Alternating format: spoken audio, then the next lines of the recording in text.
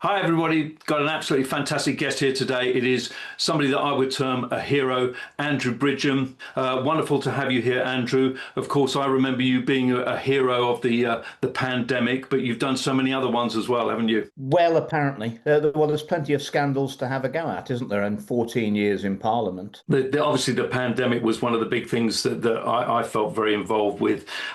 When you were in Parliament, when did you first realise that something was wrong? 2021, the way after the vaccine rollout, the way that people ask questions, Mhm, scientists, eminent doctors mhm, asking questions about, well, anything to do with the pandemic response, mhm. it's basically, you're not allowed to ask questions about that. And if you do, they get cancelled. I was watching eminent scientists being rubbished for Yeah. asking questions. Now, I mean, that's not the way that science works. Unfortunately for the government, a long time ago at Nottingham University, I read a degree in biological sciences with biochemistry, Mhm, specializing in genetics, virology, and behavior. mhm. I could read the scientific papers and I knew that they were legitimate questions. And anybody tells you the science is settled, well, that should be a red flag. Uh, Mhm, and and the more I met and spoke with these scientists who were doing the research and looking at the papers, the more concerned I got. And when we got to December 2021, um, I was very concerned. Also, I'd seen what the lockdowns had done in Northwest Asia. mhm, It had taken me 12 years to shift the poorest constituency in Leicestershire to the richest mhm, and the happiest place to live in the Midlands. mhm. And the suicide rate was higher in a month of lockdown than we normally had in a year. That's When what. can I ask when you were in Westminster, do they follow the rules? Do they have the markings on the ground? Do they wear the masks? How was it? How did MPs actually follow their own instructions? We were locked down in our houses, and Parliament was being run virtually. It was no good at all. So Hmm. we were doing it by Zoom, basically, or through the computer. It was terrible, absolutely terrible. In December 21, I got the impression that government were going to lock us down for another Christmas. And I'd done all Hmm. the research on Omicron, speaking to the South Africans, the doctors and the scientists.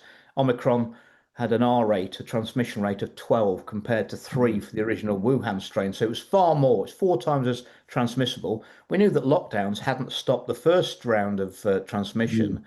So what chance you got when you got something four times as easily Hmm. transmitted? But it was nowhere near as dangerous because it was much milder. And I knew Hmm. they were going to try and lock us down again. And then in early December, I was invited to a party at number 10. Yes. It wasn't during lockdowns, but I knew they were going to lock us down for Christmas again. And I wrote to number 10 and said, I'm not coming to any social events because Hmm. you're going to lock my constituents down in a few weeks' time, I think. And Hmm. I'm going to vote against it. I'm going to speak against it, and it's unnecessary. And if you think it's that dangerous, shouldn't be having any drinks parties. Do you feel you're being set up with those parties? They're No, being. yeah, well, I do because what it was is the end of the second week after the second invite to a party, which I refused. Yes. Partygate broke, and then I Yes. realised, and then I got to a civil servant who'd worked in number 10 throughout the pandemic, Hmm. who had actually been quite diligent and had written an email to their superior saying that, don't you think since we're inflicting all these lockdowns on masking and social distancing on the public, we should be doing it ourselves. And he got Hmm. an email back from his boss saying we've checked it out with the scientists and none of it works. But please, when you leave the building, because there are television cameras, can you socially distance and mask? And I realized all the pain that had been inflicted upon my constituents. Businesses had gone under, people had Hmm. committed suicide, young people with mental health problems after that they'd not done any of it in number 10. And that's when I asked Boris Johnson, I wrote a full page on the second week in January 2022 saying Boris Johnson's got to go. That's when number 10 came to me and offered me a Yes. bribe of anything I wanted in the world to shut up. That's unbelievable. Did you once again feel isolated? Did you have any colleagues around you that were supporting your position? No, but 6 months later, Boris had to go, and Hmm. then we ended up very shortly with Liz Truss and then Rishi Sunak, Hmm.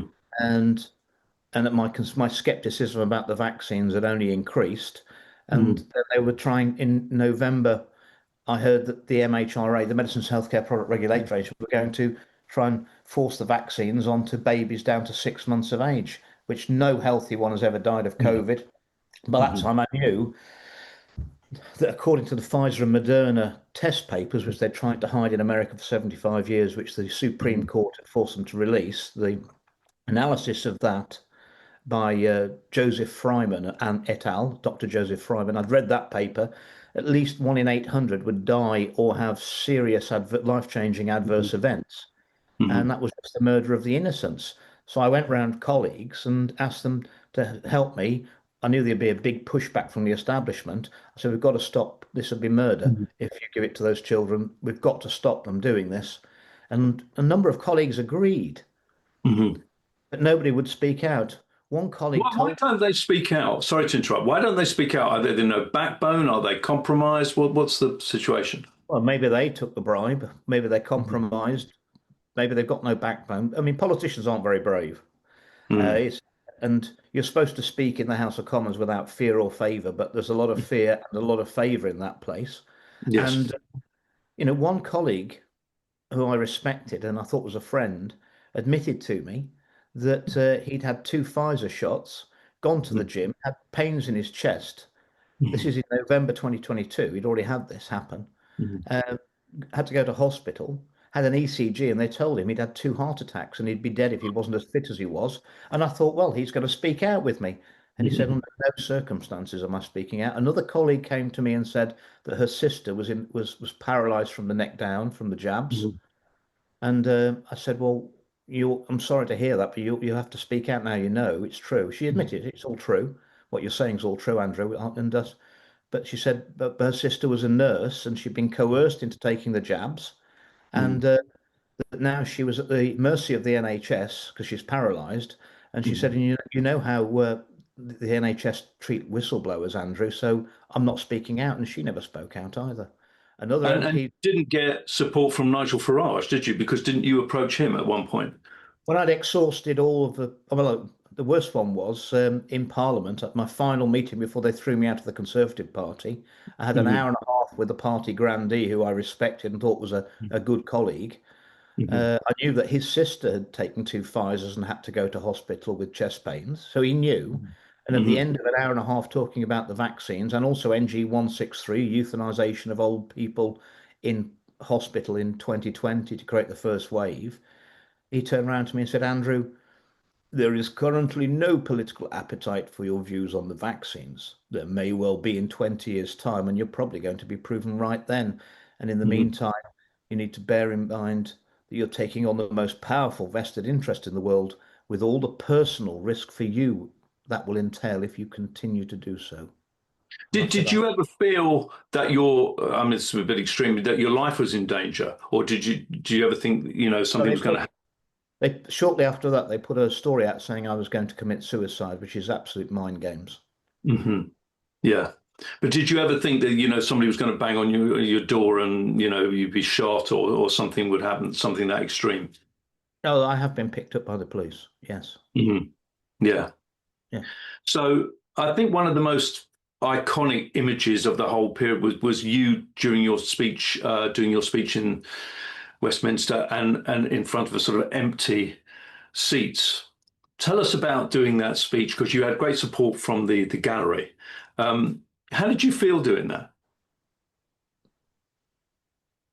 I had angels on my shoulders. I wasn't alone. And although I was for 20 months after I spoke out, and that's the 13th of December, I actually gave the speech on my own, the first speech. That stopped the government from vaccinating small children. They daren't do it. They said it was rubbish, but they never did it. Hmm. Um, I also gave a speech in March, which then they upped the booster age to Hmm. 75. And Hmm. again, they said I was talking rubbish, but I mean, it wasn't. It was all fact. And bear in mind, Liam, there's a rule in Parliament that if any of the facts you say are disputed, you have to come back to the chamber and Hmm. correct the record, don't you? Ah, It's never ever asked to come back and correct the record. What does that tell you? Yeah. well, So yeah. even though there was nobody in the chamber, Hmm. they read my Hmm. speeches. And if anyone could have made me come back and say, no, that he's got to put that right, it's not right, That's Right. why I actually read those speeches because I knew I couldn't get a word wrong, else they'd jump on. I could have got 99 facts right and one wrong, and they would Yeah. have made me come back. So I had to have everything right, and it was all checked by scientists Hmm. and everything. Well, the fact that for 20 months after I spoke out, until obviously there's no longer an MP after the last election, but that's another story. We haven't got time for that today. No, no, no. I had to eat all my meals on my own. Hmm. I was given the cold shoulder by colleagues, but there are 4,000 real people who work in Parliament. They're the cooks and the cleaners and the Hmm. security guards and the clerks.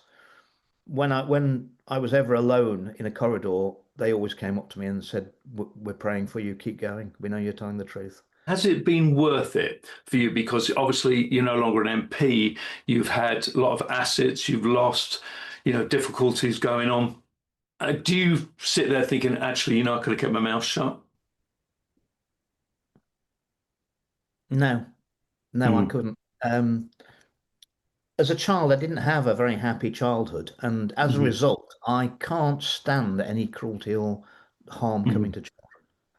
mm, And yeah, I've lost a lot of friends for mm, speaking out. They weren't really friends; they were mm, acquaintances. I've met some amazing people who've been through, whether they might be doctors or scientists or mm, lawyers, who've been through exactly the same treatment I have for telling their mm, truth, and that they're just better people. And ultimately, I honestly believe that in the next couple of months, mm, when they threw me out of the Conservative Party, none of my colleagues who I'd worked with for 12 years, I thought they were mm, my friend, nobody contacted me. But I took a phone call on my mobile phone, unsolicited, never spoke to him mm, before, from a US presidential candidate who rang mm, me. And it was mm. Robert Kennedy Jr. He said, "It's disgraceful what's Mm, gone on, and I mm, will support you." Well, mm, where's Robert Kennedy Jr. now? He's running health mm, services in America. mm, Jay Bhattacharya is an excellent man who's now got Anthony Fauci. I mm, know him. Aseem Malhotra's out there helping them with Make America Healthy Again. mm. Yes. I know all these people. Mhm, I'm pretty sure the absolute truth, especially after Trump's statement on Truth mm, Social 2 days mhm. ago. Yes. He's moving his position on warp speed and the vaccines to a position where he can say, the vaccine manufacturers lied to me and they lied to you. The truth's coming out. Mhm, Whether it'll ever even be reported in the UK, given because all those journalists mhm, who wouldn't cover the post office scandal 12 years ago, well, I mhm, went to the same journalists in the lobby and said, look at all these vaccine harms and excess deaths, and mhm. they gave me the same cold shoulder. We have no free press in this country. It's No. completely. I was going to ask you to kind of segue in a way about the free speech issue. How are you feeling about that and the censorship? Because you've had so much censorship over the time. Only yesterday we Well, had a I was comedian. cancelled the 13th of December 2022. I mean, I used to be on TV 3 or 4 times a week, quoted in Yes. the newspapers. That all stopped overnight. The last interview with the BBC was the next day, and they Hmm. actually said to me, "Why have you sacrificed your political career on the hill of vaccine?" And how did they know I'd sacrificed my career? Hmm. Because they all Hmm. knew. Yeah. You're not allowed to speak about the vaccines. Well, I mean, there's a lot of people speaking about it now, 3 years on, isn't Yes. there? Yes. There is a lot of people. And Do you, and I told him, I said, well, what does my career matter when you're talking about the lives of children? What Mhm. are we here for? And I said, I'm doing this. What that hill? I said because Mhm. that's the hill you're killing my people on. Do you And know that's almost like an old-fashioned attitude because MPs now seem to be so corrupt. You got Angela well, Rayner, what three you've got home. now, what you've got now is people used to think when I got elected. And bear in mind, Northwest Cheshire was my home. It's where my Mhm, business was. mhm, It's where the people I went to school with grew up. It's where my headmasters, former headmasters at school, I mhm, used to go around the knocking on the doors and I'd bump into my old headmaster. mhm, Um, mhm. these are my people. Yeah. So my loyalty was to Northwest Leicestershire. Mhm, What I found out is to win in the game of politics, mhm, you have to be loyal to your party, not your electorate, and that's where it's wrong. The mhm, party system's completely corrupted, and now people are voting for MPs. And instead of getting someone in Westminster to represent their views, and bear in mind they changed the rules so MPs do not have to represent their constituents anymore. They Hmm. changed that after the last election. Yeah. So instead of someone to represent your views in Westminster, you've now got a member of a party who represents the party in your constituency. And that's all you've Hmm. got. And Hmm. that's a travesty of democracy. Do you think that you'll ever be able to get back into Parliament? And would you want to? There's a lot of work to be done to put the system right. The whole system that we've got has got us into this mess, and it isn't just about the vaccines. There's a lot more Mhm. than that. We need a whole. We don't need reform. We need radical change in the Mhm. way that we are governed. I'm afraid when the truth comes out about the vaccines and net zero and different Mhm. things, there are many more scandals to come out. I mean, Mhm. trust in politicians will be zero.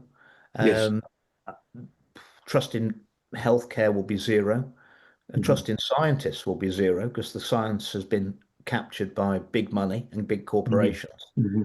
Um, and we're going to have a reckoning for all of this. There's going to have to be some very severe punishments given out, and that's got to work two ways because that's the only way the public are ever going to trust any of the Mhm. institutions again. I mean, every institution that's there to protect the public interest has failed, whether Yeah. that's the police. We Mhm. know now that Operation Tala, they were Mhm. told never to investigate anything to do with the pandemic or the vaccines. Mhm. And you can Yeah. go and report as many crimes as you want to. They're not going to be investigated. I Uh, think that was one of the things that I mean, upset me the most. There was no retribution. People like you, Matt Hancock's, and everything like that. And there was always the sort of, rallies outside where people were saying, Boris is going to be arrested tomorrow or, Matt Hancock. And nothing seemed to happen. But aren't you well, still involved in court cases with Matt Hancock? yeah, and he's pulling every favour from the judiciary to drag it out and try and break me with the costs. Yeah. Um, uh, we'll see. He's now appealing he's got permission to appeal uh, the last failure of his strikeout attempt. We Mhm. haven't moved the case forward in 2.5 years. It's cost hundreds of thousands of pounds. Mhm. He never wants to be in that witness box answering questions under oath.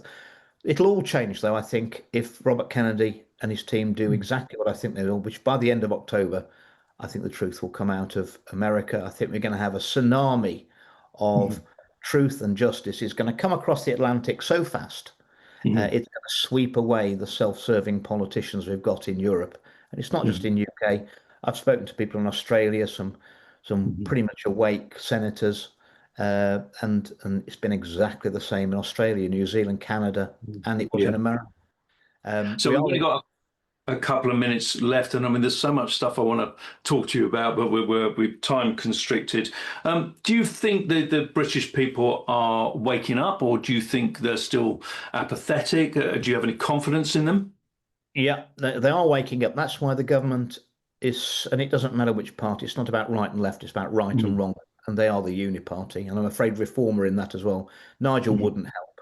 He knew about the Mhm. vaccines in 2023, and he wouldn't help. Um, yeah, I think so. That's why they're so desperate to get digital ID in, Yeah. because people are waking up and they need another control measure. We must resist that. If we Yes. don't have the digital ID, if you say yes to that, you'll never be able to say no to the government again.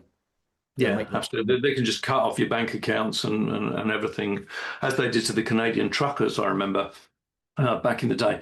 So, do you regard yourself as being heroic because you've had to stand up, you've lost all the money, all of that, and yet you're still taking a position, your position? I mean, how do you feel about yourself?